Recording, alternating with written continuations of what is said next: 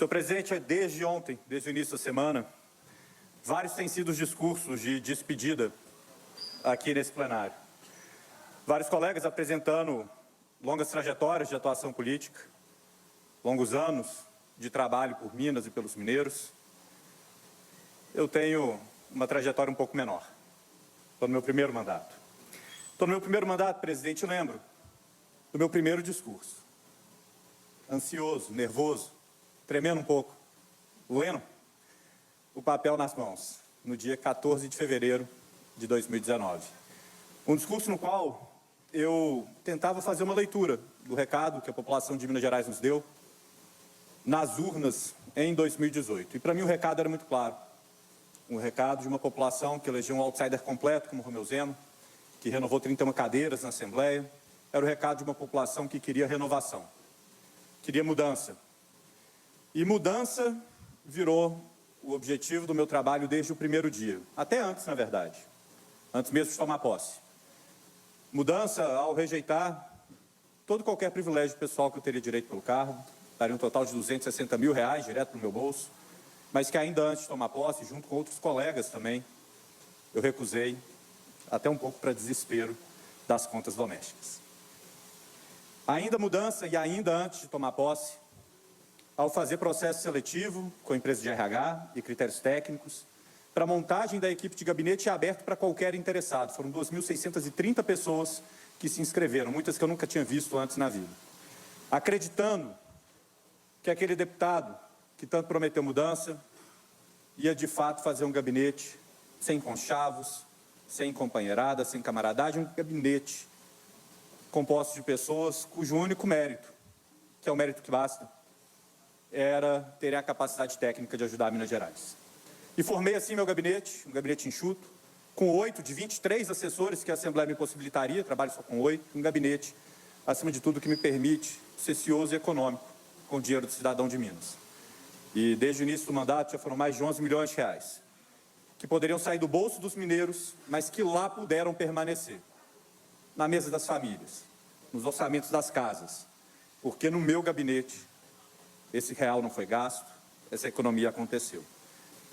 Mas muito mais do que isso, talvez a mais profunda das mudanças que eu me dispus a fazer neste mandato, a mudança da maneira como o parlamentar destina o recurso público, a maneira como tantas e tantas vezes a gente observa, acaba virando uma moeda de perpetuação das mesmas pessoas de sempre na política, que com a destinação das emendas acabam fazendo acordos com prefeitos, no qual o dinheiro público vai em troca da promessa no apoio de votos.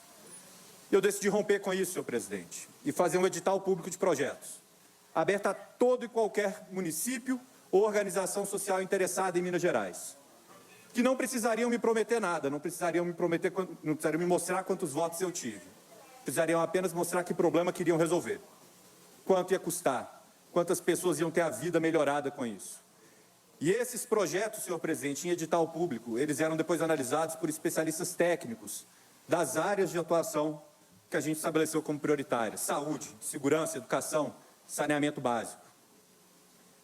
Foi uma iniciativa que de início eu tive o receio de que não fosse encontrar muita repercussão ou apoio, mas que se tornou o maior edital público de projetos do Brasil, com mais de 11 mil inscrições, que a gente tem muito orgulho de ter analisado uma por uma, para poder destinar o recurso público onde era mais urgente, onde ia melhorar a vida de mais pessoas, onde poderia fazer mais diferença, sem nunca pedir nada em troca.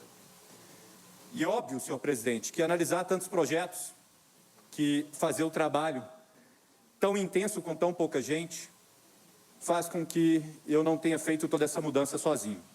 E aqui é a hora de reconhecer pessoas que me ajudaram muitíssimo a construir essa mudança.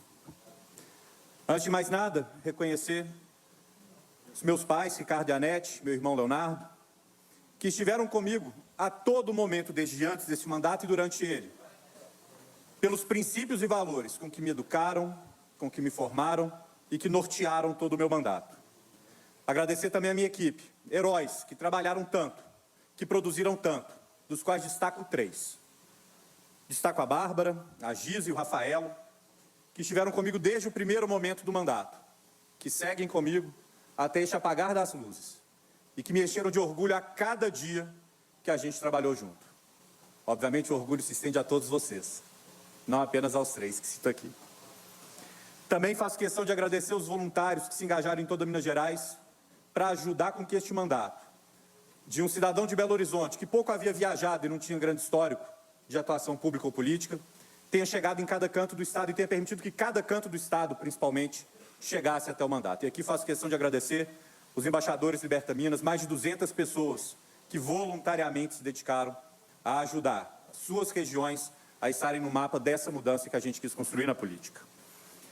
Acima de tudo, agradeço aqui 2 parceiros fundamentais que tive nessa caminhada e nessa trajetória. O deputado federal Tiago Mitrô, meu parceiro de campanha, meu parceiro de Liberta Minas, de processo seletivo, de edital de emendas, a voz da minha consciência quando tinha uma votação mais cinzenta em que era difícil firmar um posicionamento.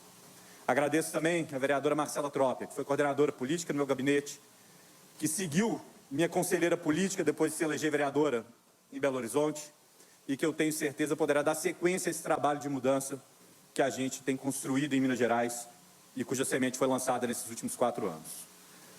Mas mais do que todo ele, senhor presidente, mais do que todos, eu faço questão de agradecer a minha família, a minha esposa, a minha Liginha, que está aqui pela primeira vez desde o dia da posse.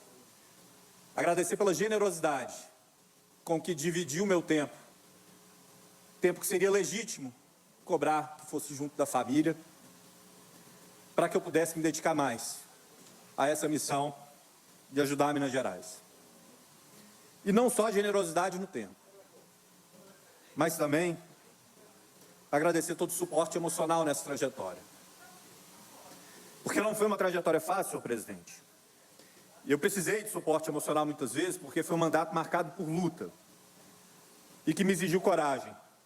Marcado pela luta e pela coragem de combater o monopólio das grandes empresas de ônibus para permitir que os aplicativos rodassem, gerando economia para a população. De ter sido processado por isso e seguido em frente. Coragem de combater privilégios dos poderes, notadamente do Ministério Público e do Judiciário, para o qual a população não presta atenção, porque não são eleitos, mas que lá acabam se multiplicando, custando caro para o povo. Coragem para, muitas vezes, ficar sozinho nessa tribuna, ficar sozinho no plenário, lutando contra projetos populistas que claramente não resolveriam os problemas da população e não serviriam para nada além do que uma postagem de um parlamentar ou propaganda de campanha. A gente não está aqui para fazer o povo de bobo. E eu fiz questão de falar isso a todo o tempo.